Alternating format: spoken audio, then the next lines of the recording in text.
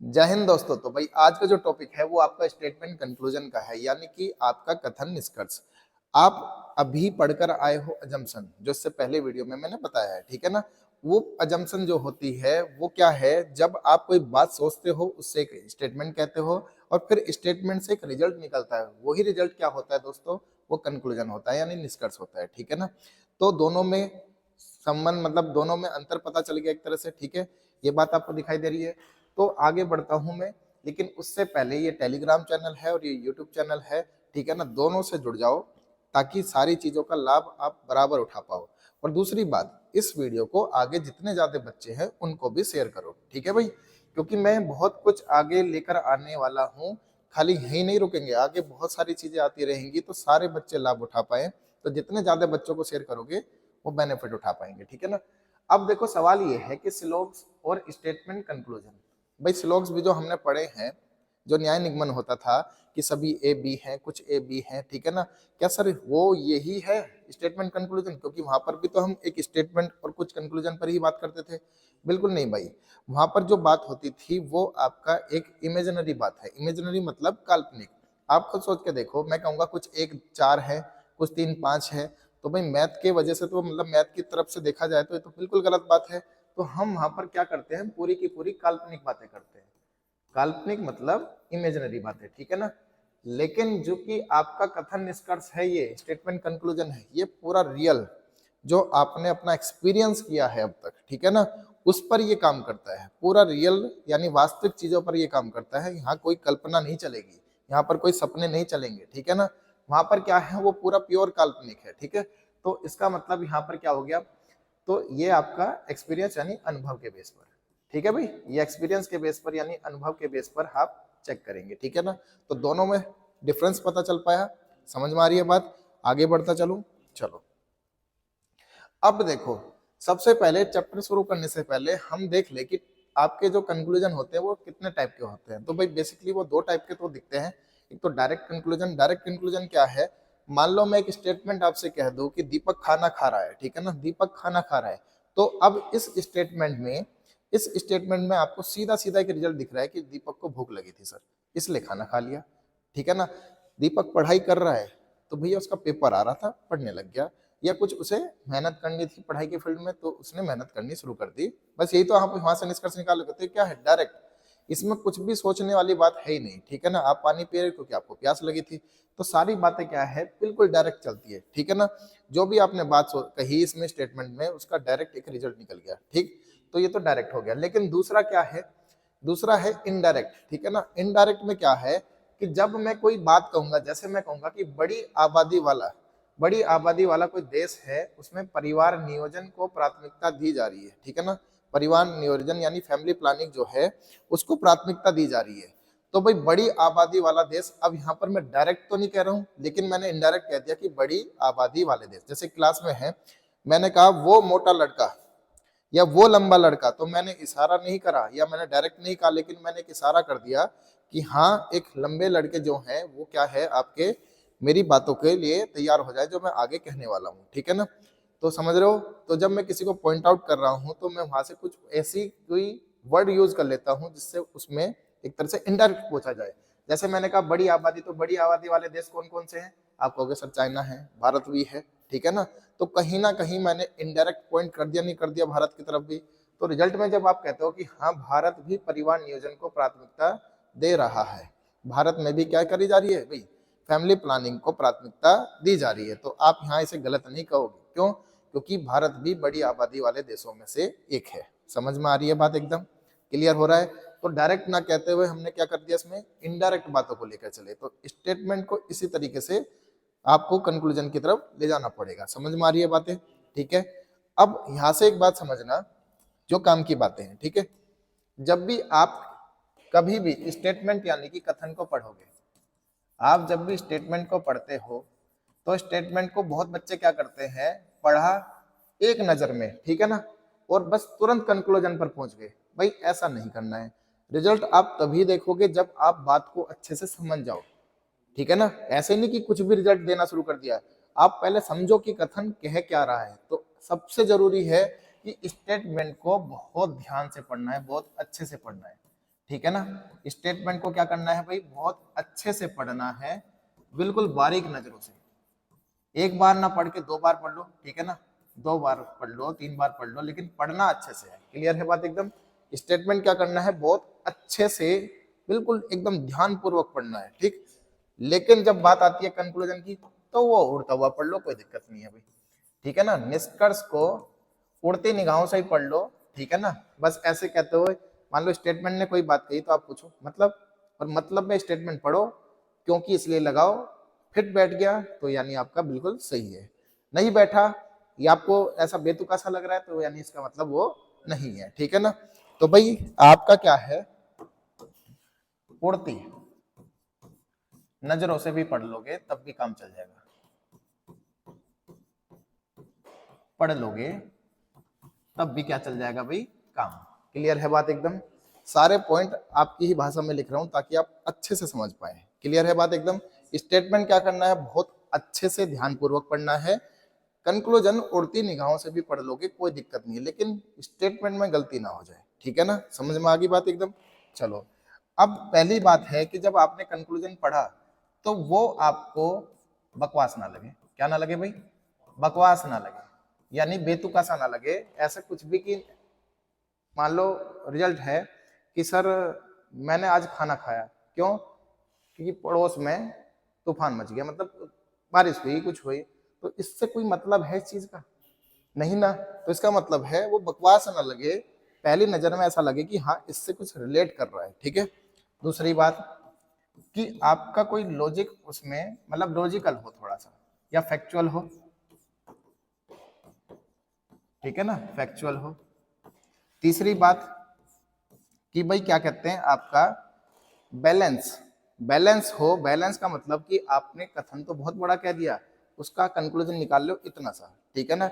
या आपने स्टेटमेंट इतना सा कहा, उसके कंक्लूजन के लिए चले गए इतने बड़ी बात पर, ठीक है ना।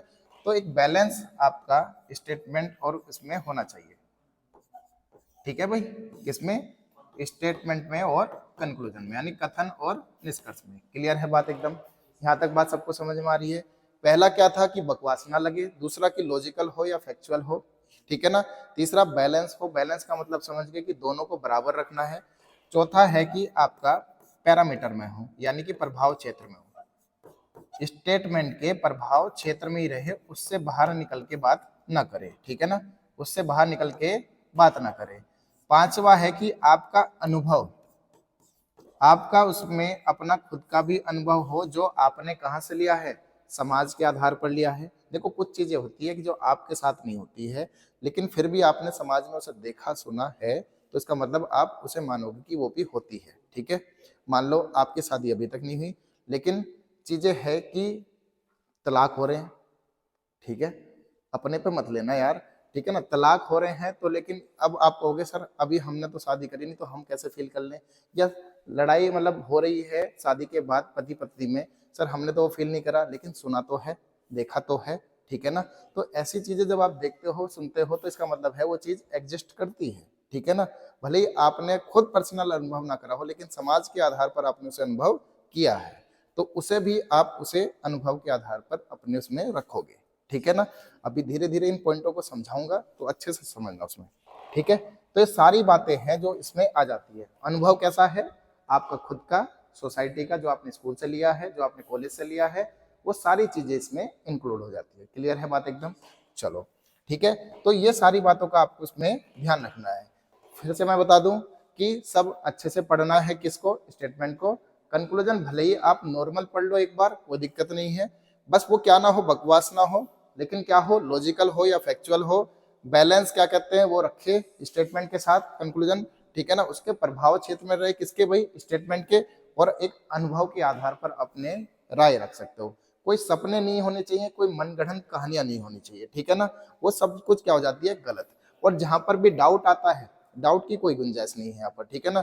डाउट मतलब गलत। क्लियर है बात एकदम। जहां पर भी आपको लगेगा ये डाउट है तो वहां पर ये चीजें क्या हो जाती है, गलत। आगे बढ़ते हैं, चलो सीधे सवालों पे, ठीक है भाई। आपका है पहला क्वेश्चन कि प्रतीक्षा सूची यानी जो वेटिंग लिस्ट है, वेटिंग लिस्ट में शामिल 10 आदमी जो है अंततः फ्रंटियर मेल में बर्थ आरक्षण मिल पाता, मतलब उन्हें मिल जाता है, ठीक है ना। अब ये समझो कि वेटिंग लिस्ट में 10 लोग थे, उन्हें फाइनली क्या मिल गया भाई, उन्हें फाइनली वो आपकी सीटिंग मिल गई जिसपे वो लेट के जा सकते हैं, आराम से बैठ के जा सकते हैं। क्लियर है बात एकदम, यानी उनका टिकट क्या हो गया, अच्छे से बुक हो गया है, ठीक। तो यहाँ से हमारे कंक्लूजन क्या निकलेंगे, प्रतीक्षा सूची वाले यात्रियों को आमतौर पर फ्रंटियर मेल में बर्थ आरक्षण प्राप्त करना मुश्किल होता है, ठीक है ना। क्या ये बात सही है भाई, बताओ, क्या ये बात सही है कि प्रतीक्षा सूची वाले यात्रियों को आमतौर पर फ्रंटियर मेल में बर्थ आरक्षण मिलना मुश्किल होता है। अगर आसानी से मिल जाता तो शुरुआत में ही मिल जाता, अंत तय ना होता। क्लियर है बात एकदम, अगर आसानी से मिलना होता तो शुरू में ही मिल जाता, अंत तक ना जाता। देखो ये तो एक्सपीरियंस हमारा खुद का भी है, जब हम रेलवे में जाते हैं तो कई बार वेटिंग लिस्ट में हम डिब्बे में खड़े होकर ही चले जाते हैं, जबकि किराया हमने पूरा दिया है, ठीक है ना, जो ट्रेन का किराया था वो पूरा दिया है, लेकिन फिर भी खड़े होकर जा रहे हैं, क्यों, क्योंकि वेटिंग लिस्ट में हमारा नाम आ रखा है, ठीक है ना। तो इसका मतलब है आसानी से नहीं मिल पाता, अंत तक जा रहा है। इस शब्द की कहीं ना कहीं तो कोई वैल्यू होगी, तो अंत तक का मतलब हो गया कि मुश्किल से जा रहा है। तो पहली बात क्या होगी भाई, सही हो गई, समझ में आ रही है बात, ठीक है। आगे बढ़ जाऊं, फ्रंटियर मेल में बर्थ की संख्या कम है। देखो वेटिंग लिस्ट में आने का मतलब ये नहीं था कि वो कम है, वो उसमें उतनी ही मात्रा में सीटें थी जितनी मात्रा में पहले से बनाई गई थी। क्लियर है, ताकि पैसेंजर को कोई मुश्किल ना आए, ठीक है ना। तो ये संख्या पर कहीं पर भी बात नहीं कर रहा है। तो दूसरी बात क्या हो जाती है, गलत। तो आपका कौन सा निष्कर्ष फॉलो कर रहा है, पहला। क्लियर हो गई, बढ़ता चलूं आगे, चलिए अगला। माता पिता अपने बच्चों की उत्कृष्ट शिक्षा के लिए कोई भी कीमत चुकाने को तैयार है। कोई भी कीमत चुकाने का मतलब ये नहीं कि कुछ भी पैसा मुंह मांगोगे पैसा वो दे देंगे। यहाँ पर है कि वो खूब मेहनत करने को तैयार है, बस बच्चा पढ़ ले। आपसे भी यही कह रहा हूं, यूपी पुलिस कांस्टेबल, ठीक है ना।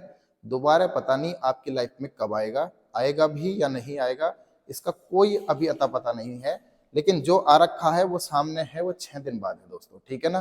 तो बिल्कुल तैयारी में लग जाओ, अभी भी मौका है। जो तैयारी थोड़ी बहुत भी करे हैं जम के, यार ये 6-7 दिन काट लो, ठीक है, उसके बाद खूब मौज कर लेना, लेकिन ये 6-7 दिन काट लो, ठीक है। क्योंकि माता पिता बहुत मेहनत कर रहे हैं यार, ठीक है। माता पिता अपने बच्चों की अच्छे से अच्छी पढ़ाई के लिए कोई भी कीमत चुकाने को तैयार है। तो इसका पहला कंक्लूजन, आजकल सभी माता पिता बहुत संपन्न हैं, बहुत पैसे वाले हो चुके हैं। क्या ये निकला, नहीं ना। तो इस कीमत का मतलब यहाँ पर ये बिल्कुल भी नहीं था। तो पहली बात तो यहीं पर गलत हो गई, ठीक है ना। माता पिता में अच्छी स्कूल शिक्षा के माध्यम से अपने बच्चों को संपूर्ण विकास के लिए एक जुनून होता है। मतलब कहने का अर्थ है कि जो माता पिता है वो अपने बच्चे को अच्छे से अच्छी शिक्षा देने के लिए बहुत प्रयास करते रहते हैं, बहुत ज्यादा प्रयास करते रहते हैं। तो ये वो बात कह रहा है कि उनमें बहुत जुनून है, अपना पैशन है कि बच्चा बस पढ़ जाए अच्छा यार, ठीक है ना। तो ये बिल्कुल इस बात को फॉलो कर रहा है कि कोई भी कीमत देने को तैयार है। समझ में आ रही है बातें। तो यहाँ से कौन सा कंक्लूजन आपको फॉलो करता है, दूसरा, ठीक है। बढ़ता चलो, चलो। गर्मियों में मिट्टी के घर पत्थर और ईंट के घरों की तुलना में अधिक ठंडे होते हैं। गर्मियों में मिट्टी के घर पत्थर और ईंट के घरों की तुलना में अधिक ठंडे होते हैं। जैसे मिट्टी का घड़ा देखा होगा आपने दोस्तों, ठीक है ना। मिट्टी के घड़े में जब पानी रखते हैं तो वो ठंडा रहता है बाकी बर्तन के मुकाबले, गर्मियों में भी, ठीक है ना। क्यों, क्योंकि मिट्टी भी उसे कोई ठंडक प्रदान करती है, ठीक है ना।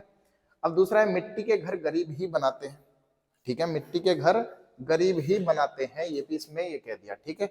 चलो, अब ये दो स्टेटमेंट दिए थे, इनसे क्या बात निकल रही है, गर्मियों में गरीब लोगों को अमीरों की तुलना में अधिक सुविधा होती है, ठीक है ना।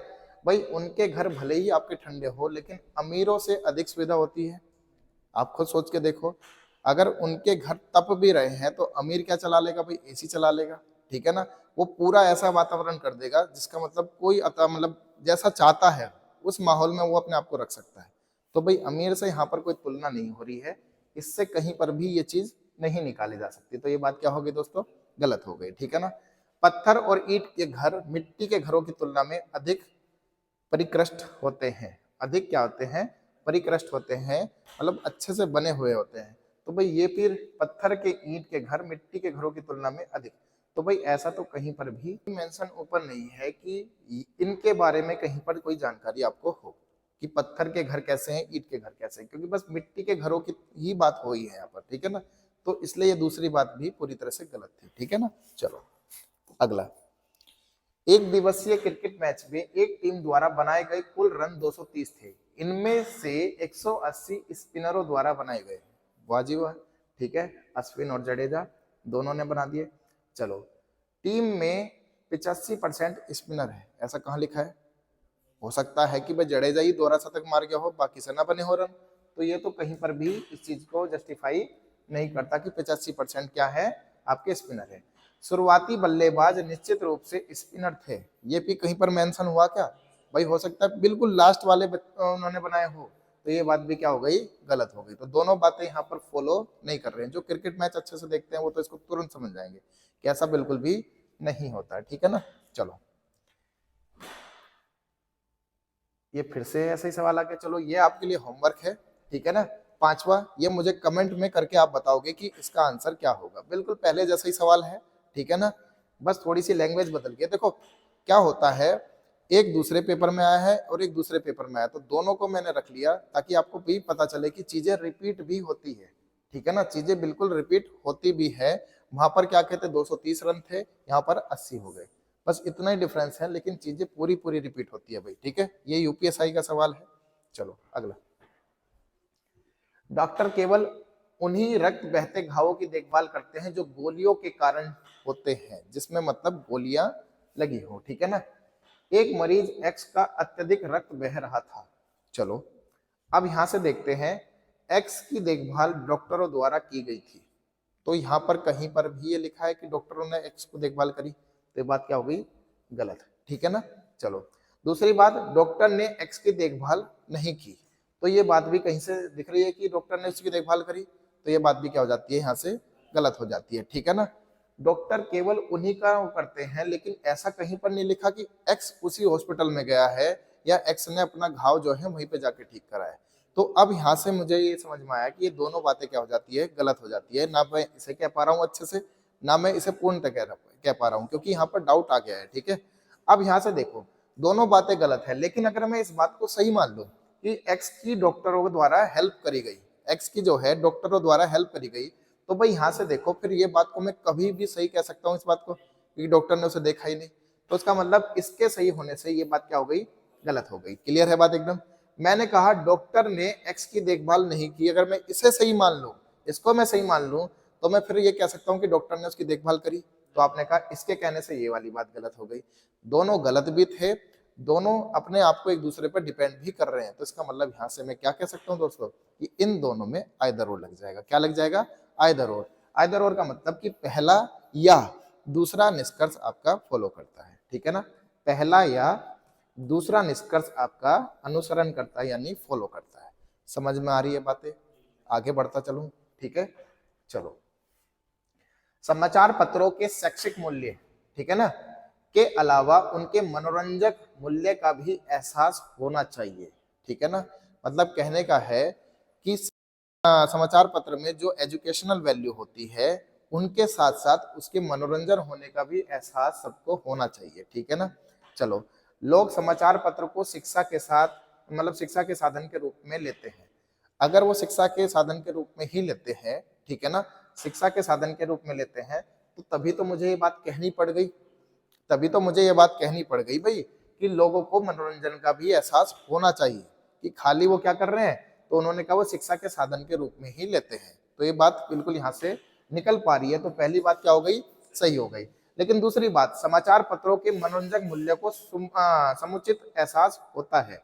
क्या कह रहा है, the entertainment value of newspaper is realised properly, ठीक है ना, इज रियलाइज्ड प्रॉपर्ली। समाचार पत्रों के मनोरंजन मूल्य का समुचित एहसास होता है। अगर समुचित एहसास होता है, तो फिर यहाँ पर ये कैसे कह देगा कि उनके मनोरंजन मूल्य का भी एहसास होना चाहिए। तो भाई ये रिजल्ट तो यहाँ से नहीं निकल रहा है, इसका मतलब एहसास नहीं होता है, एहसास करना चाहिए, ठीक है ना। मैं कहूंगा कि आपको करेले की सब्जी के साथ साथ भिंडी की सब्जी भी खानी चाहिए। इसका मतलब आप खाते नहीं हो, इसका मतलब क्या है, आप उसे खाते नहीं हो, इसलिए मुझे आपको ये बात कहनी पड़ी। अगर आप पहले से ही उसको खाते तो मैं कहता कि नहीं नहीं, करेले के साथ भिंडी की सब्जी खाओ। बताओ, आप कहोगे मैं तो खा ही रहा हूं, कुछ और बताओ। तो इसका मतलब है कहने का कि ये वाली बात पहले से नहीं थी, तो इसमें तो पहले से बता दी कि हो रही थी, तो ये बात क्या हो गई, गलत हो गई, ठीक है ना। पहली बात सही है, दूसरी बात यहाँ से क्या हो गई भाई, गलत हो गई। आगे बढ़े, चलो। रेगिस्तान में लोगों के लिए एक स्थान से दूसरे स्थान तक यात्रा करने के लिए ऊंट अति आवश्यक है। बिल्कुल भाई, ठीक है ना, वहां का ये अपना जो व्हीकल मान लो, एक तरह से साधन जो है जाने आने का, वो सबसे बढ़िया आपका ऊंट ही है, ठीक है ना। तो यहाँ से कह रहा है ऊंट रेगिस्तान में उपलब्ध परिवहन का एकमात्र, अरे वर्ड ही ऐसा आ गया, एकमात्र, एक चरम सीमा रख दी, एक लिमिट बांध दी है कि बस यही है और कोई है ही नहीं, तो इसका मतलब ये बात तो भाई गलत हो गई, ठीक है ना, ये बात तो गलत हो गई। तो पहली बात हो गई गलत, क्योंकि एकमात्र आ गया था। रेगिस्तान में ऊंट बहुत आयात, मतलब बहुतायत में होते हैं। भाई ऊंट का यहाँ पर ज्यादा होना ये तो नहीं बताया जा रहा, हो सकता है और भी साधन हो, लेकिन सबसे अच्छा साधन, अति आवश्यक साधन ये है, ठीक है ना। लेकिन बहुत ज्यादा उसमें है, ये चीज भी इस चीज को जस्टिफाई नहीं करती। तो दोनों बात क्या हो गई यहाँ से, गलत हो गई, ठीक है ना, दोनों बातें क्या हो गई है, गलत हो गई है, ठीक। अगला, भारत में निर्मित सभी टीवी सेटों में सोलर ब्रांड की बिक्री सबसे अधिक है। सोलर ब्रांड की बिक्री सबसे अधिक है किसमें, टीवी सेटों में। तो भाई निष्कर्ष यहाँ से निकलता है भारत में निर्मित सभी ब्रांड के टीवी सेटों में बिक्री मात्रा में ज्ञात है। भाई ये हमारी पूर्व धारणा थी, ये क्या होती थी, पूर्व धारणा थी, लेकिन यहाँ से हम पूर्व धारणा को कभी कभी कंक्लूजन के तौर पर भी ले लेते हैं, ठीक है ना। तो इसका मतलब ये बात हमारी यहाँ से क्या हो गई, सही है, बिक्री का डाटा ज्ञात है, तभी तो आपने ये बात भी कह दी है, ठीक है ना। तो यानी एक तरह से हम ये भी कह सकते हैं कि जब आप कभी क्योंकि या इसलिए लगा दोगे, क्या लगा दोगे कि भाई क्योंकि या इसलिए, सेंटेंस को पढ़ते टाइम अगर आपने ये चीजें दो यूज कर ली तो कहीं ना कहीं आपको बहुत बड़ी हेल्प मिल जाती है। कैसे, भारत में निर्मित सभी टीवी सेटों में से सोलर ब्रांड की बिक्री सबसे अधिक है, क्योंकि भारत में निर्मित सभी ब्रांड के टीवी सेट की बिक्री का डाटा आपको ज्ञात है। तो ये बात बिल्कुल मैच कर गई, नहीं कर गई, मैच कर गई, तो 100% ये बात बिल्कुल सही हो जाती है, ठीक है ना। भारत में किसी अन्य टीवी सेट का उत्पादन सोलर जितना बड़ा नहीं है। भारत में किसी अन्य टीवी सेट का उत्पादन, भाई बिक्री और उत्पादन में बहुत बड़ा डिफरेंस है, ठीक है ना, बिक्री और उत्पादन में बहुत बड़ा डिफरेंस है। मान लो उत्पादन हो रहा है टीवी का जो सेट है सोलर ब्रांड, और एक है आपका सोनी, ठीक है ना, एक सोलर है और एक आपका है सोनी। अब मैंने कहा प्रोडक्शन जो हुआ, प्रोडक्शन मतलब इसको बनाया जो गया, ये 1000 बने सोलर और ये सिर्फ बने 100, ठीक है ना।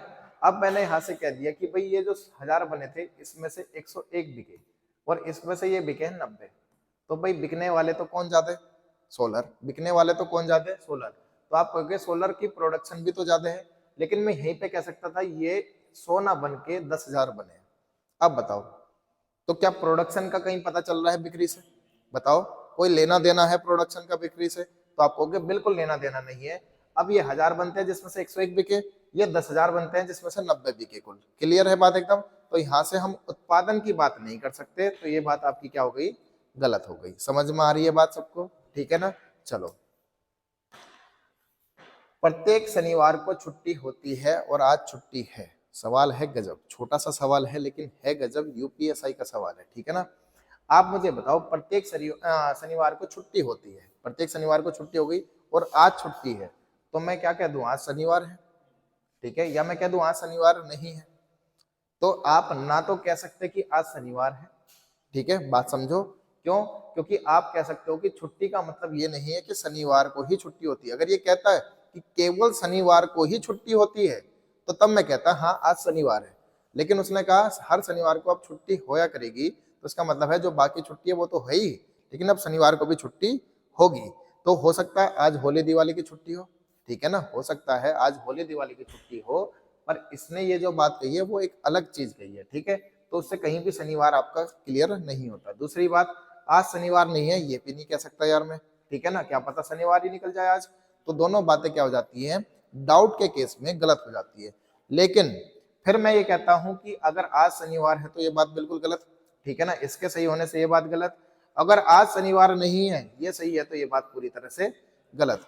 तो दोनों एक दूसरे पर निर्भर कर गए, नहीं कर गए, अब डिपेंड कर गए हैं एक दूसरे पर, तो इसका मतलब क्या लगा दो उसमें, आइदर और लगा दो, और आइदर और के तहत या तो पहला सही या दूसरा सही। बात सबको क्लियर हो गई भाई।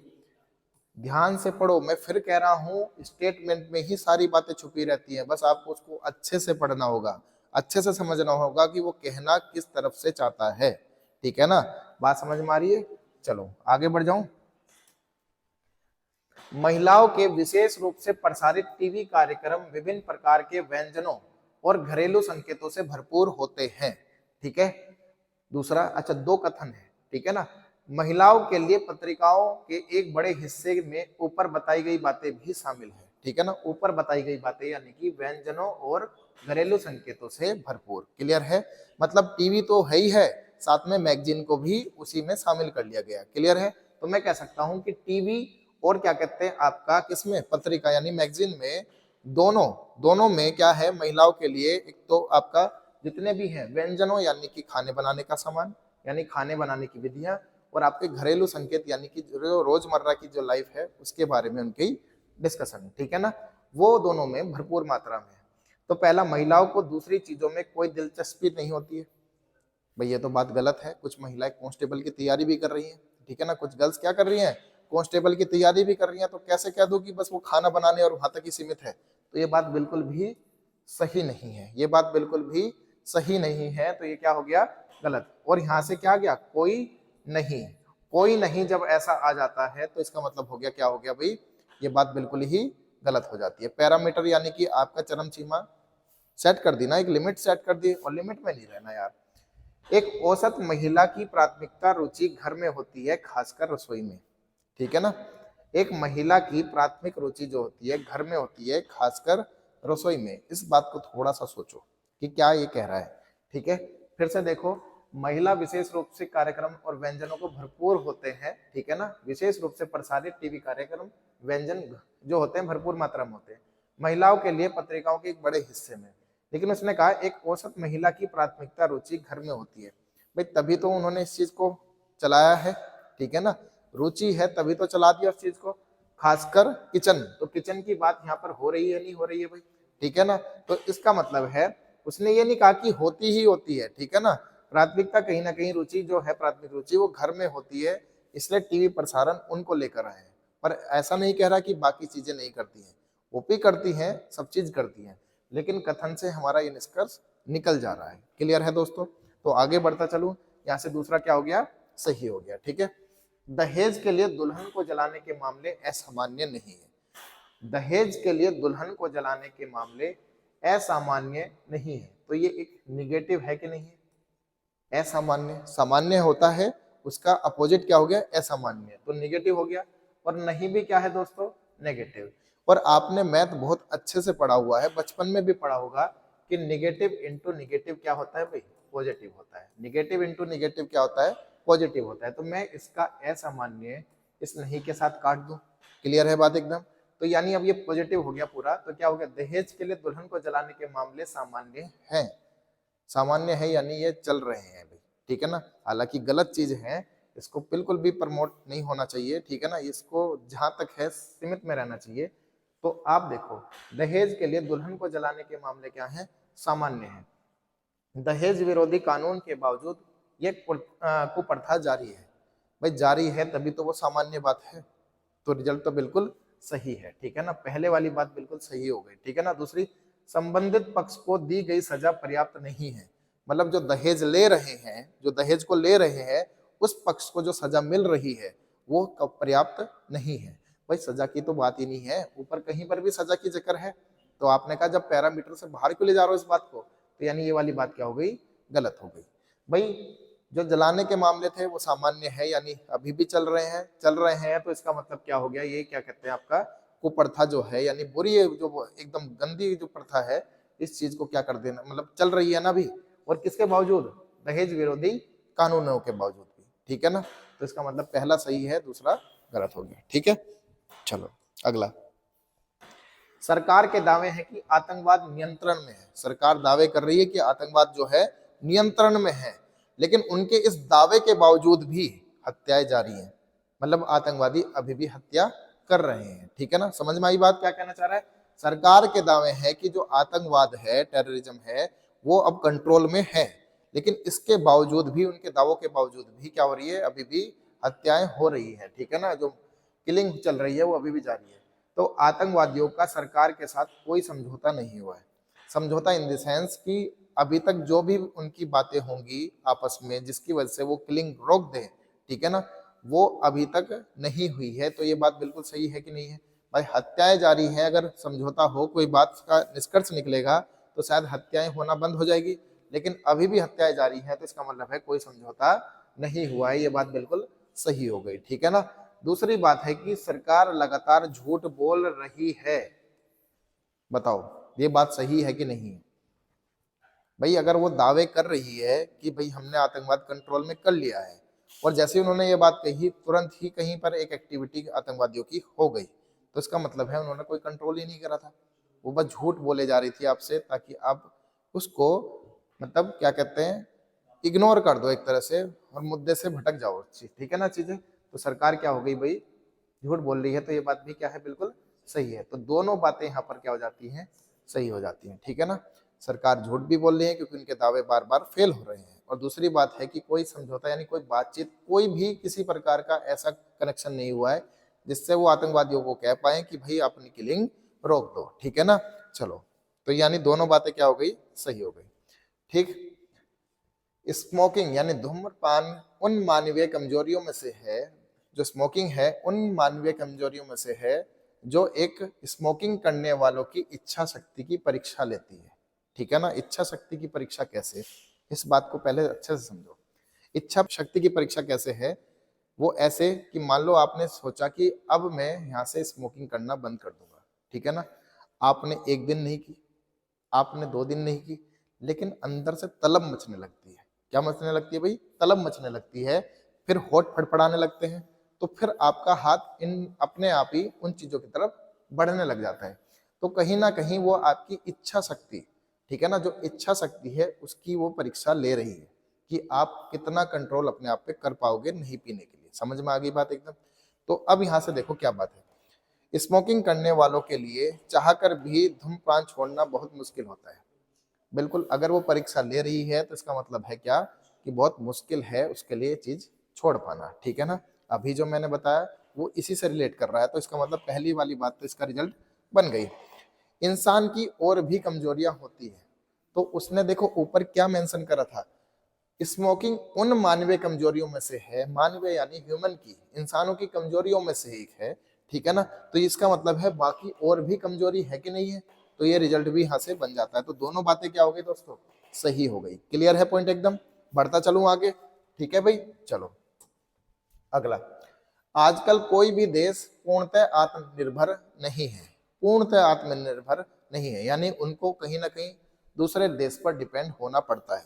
कोई कोई चीजें होती है, जब वहां से हम आयात या निर्यात करते रहते हैं तो वो सारी चीजें चलती रहती है। क्यों? क्योंकि इस बात से क्या निष्कर्ष निकला, तो आपने कहा किसी देश की जरूरत, ठीक है ना, किसी देश की जरूरत की सभी चीजें बढ़ाना और उत्पादन करना असंभव है। किसी देश की जरूरत की सभी चीजें, मतलब कोई कंट्री है अपनी जरूरत की सारी चीजें जो है, मान लो अब इंडिया है, अब वो तेल प्रोड्यूस तो नहीं कर सकता ना इतनी बड़ी मात्रा में, तो उसे तो वो कहाँ से करना पड़ेगा, बाहर से मंगाना ही पड़ेगा, ठीक है ना।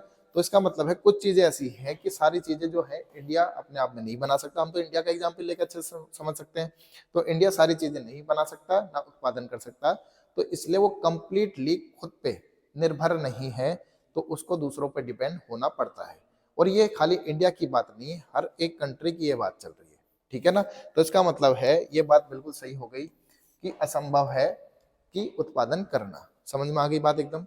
चलो, उसने पूर्णतः आत्मनिर्भर कहा है, इस चीज को ध्यान रखना। देशवासी आमतौर पर आलसी हो गए हैं। भाई आलसी होने का क्या मतलब है, तो ये बात तो बिल्कुल ही बेतुकी बकवास हो गई, ठीक है ना। ये क्या है, बेतुकी और बकवास हो गई। तो इस बात से क्या हो गया भाई यहाँ से, कि आपका सिर्फ पहला अनुसरण करता है निष्कर्ष। क्लियर है बात एकदम? बढ़ूं आगे, चलो अगला है, केवल बुद्धिमान छात्र ही परीक्षा उत्तीर्ण कर सकते हैं। ये बिल्कुल वैसा सवाल है जैसा अभी था कि प्रत्येक शनिवार को छुट्टी होगी। तो मैंने वहां पर आपको कहा था कि अगर केवल आ जाता कि केवल शनिवार को ही छुट्टी होगी, तो मैं कह देता कि आज शनिवार है, ठीक है ना। लेकिन यहाँ पर अब उसने इस बात को मेंशन करके ही बोल दिया कि केवल यानी ओनली बुद्धिमान छात्र ही परीक्षा पास कर सकते हैं। इसका मतलब है कि कोई एवरेज या नॉर्मल बच्चा जो है, जो पढ़ने में कमजोर है, वो परीक्षा पास नहीं करेगा, ठीक है ना। और जैनो ने परीक्षा पास कर ली। जैनो एक कोई पर्सन होगा, उसने ये परीक्षा पास कर ली, ठीक है ना। तो पहला निष्कर्ष है कि जैनो एक बुद्धिमान छात्र है, बिल्कुल, तभी तो वो पेपर पास कर पाया जब वो एक बुद्धिमान छात्र था, क्योंकि केवल बुद्धिमान छात्र ही तो परीक्षा पास कर सकते हैं। तो भाई ये बात क्या हो गई, सही हो गई। लेकिन जैनो एक अच्छा इंसान है, ये कहां से पता चलेगा, ठीक है ना। तो ये दूसरी बात क्या हो गई भाई, गलत हो गई। तो यहां से क्या हो रहा है, पहला, केवल पहला निष्कर्ष, ठीक है भाई। घरेलू कच्चे तेल के उत्पादन की तुलना में घरेलू मांग तेजी से बढ़ रही है, ठीक है ना।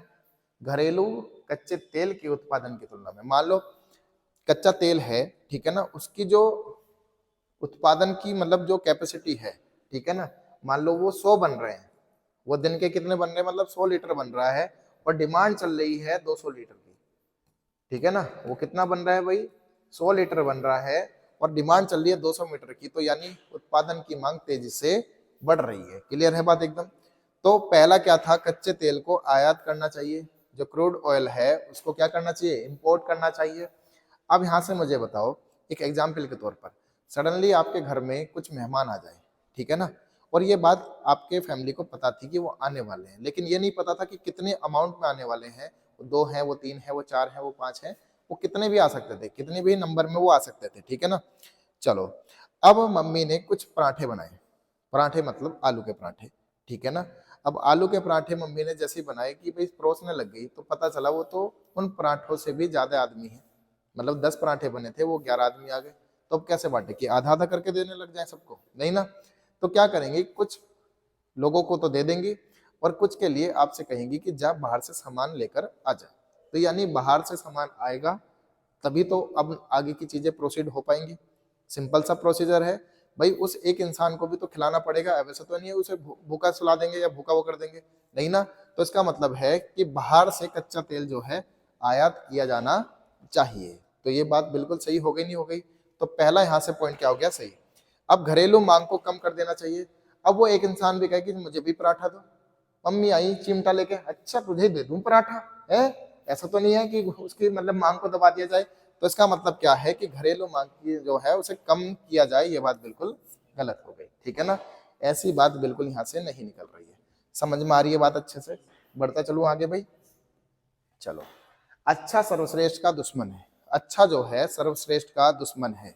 कैसे, मान लो आप बेस्ट हो, तो बेस्ट होने के लिए आपको 95 नंबर तो लाने पड़ेंगे, 95% नंबर तो लाने पड़ेंगे, ठीक है ना। लेकिन आपने कहा बस मेरे 75 आ गए और मैं खुश हूं, ठीक है ना। सबने कहा वेरी गुड वेरी गुड, ठीक है ना, बड़े अच्छे नंबर, तो गुड में ही आप खुश हो गए, ठीक है ना। लेकिन एक बच्चा 95 लेकर आ रहा है, उसे कहा जा रहा है ये तो बेस्ट है, ये तो सब बच्चों में बेस्ट बच्चा है, ठीक है ना। तो आप गुड में खुश हो गए, बेस्ट बनना आपने चाहा नहीं। तो इसका मतलब है गुड जो है, यानी अच्छा होना जो है, वो सर्वश्रेष्ठ बनने से आपको रोक देता है। कभी कभी चीजें आप खुश हो जाते हो कि हाँ बस यही है। सपोज करो आप एक एग्जाम की तैयारी कर रहे हो, एक नॉर्मल एग्जाम की तैयारी, और आप उससे भी बड़ा कुछ कर सकते हो, लेकिन आप खुश हो गए कि एक जॉब पाते ही मैं खुश हो गया, उससे ऊपर का आपने सोचा ही नहीं है, प्रमोशन लेना आपने महकमे में जाके सोचा ही नहीं, तो आप उतने में संतुष्ट हो गए। तो इसका मतलब हो गया कि जो अच्छे में रहना आप सीख गए, आप बेस्ट में रहना नहीं सीखे। तो अच्छा सर्वश्रेष्ठ का क्या है, दुश्मन है, रोकता है आपको, आपको ऊपर चढ़ने से रोकता है। क्लियर है बात एकदम। तो यहां से क्या निष्कर्ष निकल रहा है, आपको अपने सबसे अच्छे दुश्मन के साथ अच्छा व्यवहार होना चाहिए। तो क्या करें, कोई आपका 2 थप्पड़ मार दे तो मतलब क्या अच्छा हो जाए उसके साथ, हाँ जी और मार लो, है, ऐसा तो नहीं रहोगे। कहने का मतलब है यहां से ये बात निकल रही कि अच्छा सर्वश्रेष्ठ का दुश्मन है। मैंने अभी समझाया वो अच्छा कौन है और वो सर्वश्रेष्ठ कौन है, ठीक है ना। लेकिन यहाँ पर क्या कह रहा है, आपको अपने सबसे अच्छे दुश्मन के साथ अच्छा व्यवहार करना चाहिए। यहाँ व्यवहार की तो कोई बात ही नहीं है, कोई ऐसी बात थी यहाँ पर, तो इसका मतलब ये बात तो आपकी चीजों से ही बाहर हो गई, ठीक है ना। दूसरा, सर्वश्रेष्ठ को अच्छा पसंद नहीं है। आपको इंफॉर्मेशन किसकी पता है, मान लो आपका कोई दुश्मन है, आपका कोई दुश्मन है, जरूरी है कि वो भी आपसे दुश्मनी रखे, ठीक है ना। या आपका कोई दोस्त, आप किसी को अपना दोस्त मानते हो, ठीक है ना, आप किसी को अपना दोस्त मानते हो, तो जरूरी थोड़ी ना कि वो भी आपको अपना दोस्त माने, नहीं ना। तो इसका मतलब इंफॉर्मेशन सिर्फ आपसे पता है मुझे कि आप उसके दोस्त हो, ठीक है ना, क्यों, क्योंकि आपने बताया। लेकिन क्या कभी उसने मुझे आकर बताया कि वो आपका दोस्त मतलब दोस्त या दुश्मन है, नहीं ना। तो यानी उसकी तरफ से कोई भी जानकारी नहीं है। तो हम कभी यहाँ नहीं कहेंगे सर्वश्रेष्ठ को क्या पसंद है क्या पसंद नहीं है, ये तो जानकारी में था ही नहीं। तो यानी ये बात पूरी तरह से क्या हो गई भाई, गलत हो गई। तो दोनों गलत है यहाँ पर, ठीक है भाई। चलो अगला देखते हैं। किसी समस्या से बचने का सबसे अच्छा तरीका है उसे हल करना। बेस्ट मतलब उससे बचकर भागो नहीं, उसे निपटा दो, ठीक है ना। सबसे बेस्ट तरीका है उस समस्या से बचने का, ठीक है ना। तो किसी भी समस्या से बचने का सबसे बेस्ट तरीका है उसे सोल्व कर दो, ठीक है ना। चलो अब यहां से निष्कर्ष है, यदि आपके सामने कोई समस्या नहीं है तो आपका जीवन नीरस हो जाएगा। यदि आपके सामने कोई समस्या नहीं है तो आपका जीवन नीरस हो जाएगा। किसी समस्या से बचने का सबसे अच्छा तरीका है उसे हल कर लो, क्योंकि अगर आपके सामने कोई समस्या नहीं है तो आपका जीवन नीरस हो जाएगा। मैच कर रहा है क्या कुछ, बताओ, कहीं से मैच कर रहा है ये बात। तो आपने कहा यदि आपके सामने कोई समस्या ही नहीं है तो नीरस हो या ना हो, क्या हो, उससे थोड़ी ना कोई मतलब है। वो तो ये कह रहा है कि आप उस प्रॉब्लम से डरो मत, आप उस प्रॉब्लम से डरो मत, आप उसको सोल्व करो और आगे बढ़ो लाइफ में, ठीक है ना। आप डर के रहोगे तो चीजें क्या हो जाएंगी, खराब हो जाएंगी। तो यहाँ पर प्रॉब्लम के होने ना होने की बात नहीं कर रहा है। तो पहली बात क्या होगी दोस्तों, गलत हो गई। समस्याओं से बचने के लिए आपके पास हमेशा कोई समाधान होना चाहिए। तो बिल्कुल भाई ये उसी बात को तो कह रहा है कि समस्या से अगर बचना है तो सबसे अच्छा है हल कर लो। तो यानी आपके पास उसके लिए, इसलिए आपके पास उसका कोई ना कोई समाधान होना चाहिए। मैंने कहा था ना क्यों किया, इसलिए लगाकर बात करेंगे। अगर किसी समस्या से बचने का सबसे अच्छा तरीका उसे हल करना है तो इसलिए आपके पास उसका एक समाधान होना चाहिए। तो ये बात बिल्कुल सटीक बैठ रही नहीं बैठ रही है, ठीक है ना। तो इसका मतलब है आपका ये वाली बात क्या हो गई, सही। तो दूसरी बात यहाँ से बिल्कुल ओके हो जाती है, यानी बिल्कुल सही। समझ में आ गई बात एकदम। पहला क्यों गलत था, यदि आपके सामने कोई समस्या नहीं तो आपका जीवन नीरस हो जाएगा। नीरस होना, समस्या ना होना, समस्या का होना, ये यहाँ पर मैटर नहीं कर रहा था। आपका था कि बचना है तो उसे सोल्व कर लो, ठीक है ना। बचना है उससे तो उसे सोल्व कर लो, इसके बारे में बात थी। आप क्यों इधर उधर बढ़कर बात कर रहे हो, तो ये चीज हो गई बाहर की बात, ठीक है ना। तो यानी ये क्या हो गया, गलत हो गया। अगला, हमारे स्कूल में बच्चों को सर्दियों के दौरान केवल गर्म पानी पीने की अनुमति है, एक स्कूल के कार्यवाहक ने कहा। तो भाई स्कूल का कार्यवाहक क्या कह रहा है, सर्दियों के दौरान गर्म पानी पीना बच्चों के लिए अच्छा है, ठीक है ना। अगर कार्यवाहक ये बात कह रहा है कि भाई सर्दियों के दौरान हम केवल गर्म पानी की अनुमति देते हैं, तो इसका मतलब है कि वो चाहते हैं, यहाँ से रिजल्ट निकल रहा है कि वो पक्के से चाहते हैं कि ठंडा पानी सर्दियों में नुकसान दे जाएगा बच्चों को, तो इसलिए उन्होंने गर्म पानी की सुविधा कर दी। तो ये बात क्या हो गई भाई, सही हो गई, ठीक है ना। स्कूलों में ठंडा पानी उपलब्ध कराने की सुविधा नहीं है। आरओ फेंक दिया कहाँ से, ऊपर से बालकों ने, ऐसा है क्या, नहीं ना। ये बात क्या हो जाती है, गलत। मतलब आरओ का कोई लेना देना नहीं है, यानी ठंडे पानी का कोई लेना देना नहीं है। तो यहाँ पर उसने बस ये कहा था कि हम क्यों पिला रहे हैं गर्म पानी, क्योंकि ठंड से बचाएं बच्चों को। क्लियर है। तो ठंडा पानी उपलब्ध है या नहीं है, तो ये यहाँ पर जानकारी नहीं थी। तो जानकारी नहीं है तो इसका मतलब डाउट है, डाउट है तो इसका मतलब गलत है। बात समझ में आ रही है बात। यहाँ पर संभावना का रोल नहीं है, यहाँ पर सीधा हम फैक्चुअल बात करेंगे जो हमारी इससे रिलेट कर रही है। तो इस वीडियो से मुझे लगता है आपको काफ़ी हेल्प होगी, और चीज़ें आप इसको प्रैक्टिस करके जब पेपर में बैठ के से क्वेश्चन को सोल्व करोगे तो बहुत ज़्यादा आप अच्छे से अब क्लियर हो पाओगे इसके बारे में, ठीक है ना। और पूरा पूरा सही करके आओगे। तो भाई ये वीडियो आगे बच्चों को और भी शेयर करो, ठीक है ना। मैंने कुछ टेलीग्राम चैनल आपको बताए थे, ठीक, टेलीग्राम चैनल या अपना यूट्यूब चैनल आपका, ठीक है ना, इसको फॉलो करो और वो बाकी बच्चों को भी बताओ, ठीक है ना। मिलते हैं तब तक के लिए अगली वीडियो में। जय हिंद दोस्तों।